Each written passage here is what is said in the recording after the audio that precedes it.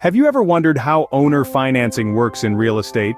This alternative approach to the traditional mortgage might have crossed your mind, but perhaps you're not quite sure of its benefits and drawbacks. Owner financing, also known by the terms seller financing or seller carryback, flips the script on the usual real estate transaction. Instead of the buyer securing a mortgage from a bank or other lender, the seller steps into that role. The buyer then makes direct payments to the seller. First up, let's delve into the advantages. One of the biggest perks of owner financing is the potential for flexible terms. The interest rates, repayment schedules, and down payment amounts are all up for negotiation between the buyer and seller. This flexibility can make the real estate market more accessible to buyers who might struggle to secure traditional financing due to less than ideal credit. Another positive aspect of owner financing is quicker transactions. The absence of a traditional lender can streamline the process and speed up the closing time. And for sellers, there's the potential for a higher sale price.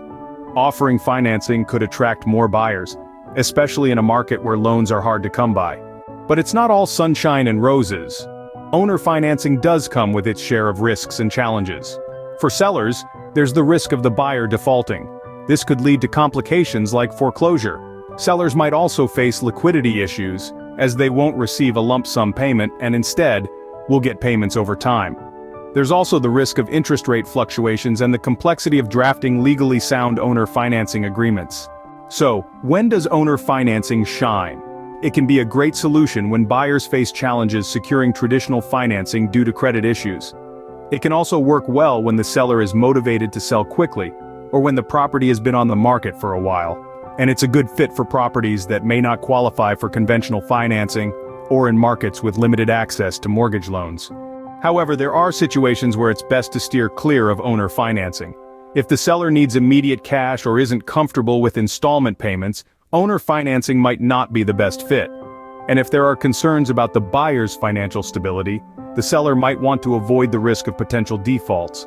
Complex transactions and legal or regulatory challenges also make traditional financing a safer bet.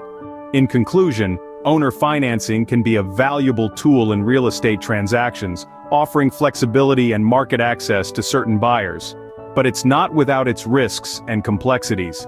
Both buyers and sellers need to carefully consider their specific circumstances before diving into an owner financing agreement, and remember, it's always wise to seek professional legal and financial advice to navigate the intricacies of these agreements. So, there you have it, a comprehensive look at owner financing. Whether you're a buyer or a seller, it's another tool in your real estate arsenal. But like any tool, it's about knowing when and how to use it effectively.